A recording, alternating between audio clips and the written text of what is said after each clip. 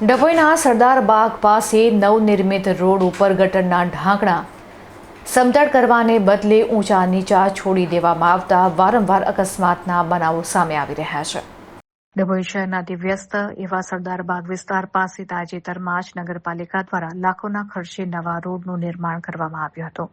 જો કે કોન્ટ્રાક્ટર અને સંબંધિત વિભાગની ઘોર બેદરકારીને કારણે આ નવો રોડ હવે પ્રજા માટે સુવિધાને બદલે આફત સમાન બની ગયો છે. રોડ બનાવતી વખતે ગટર લાઇનના ઢાંકણાને રસ્તાના લેવલ સાથે સમતળ કરવાને બદલે ઊંચા નીચા છોડી દેવામાં આવ્યા છે. સરદાર બાગ પાસેનો આ માર્ગ દરરોજ હજારો વાહનોની અવરજવરથી ધમધમે છે. રાત્રિના સમયે તેમજ વરસાદ દરમિયાન આ અસમતળ ઢાંકણા ન દેખાવાને કારણે ખાસ કરીને દ્વિચક્રી વાહન ચાલકો સંતુલન ગુમાવી દે છે અને અકસ્માતનો ભોગ બને છે. તાજેતરમાં જ અહીં 2 અકસ્માત સર્જાતા સ્થાનિકોમાં ભારે રોષ વ્યાપેલો છે.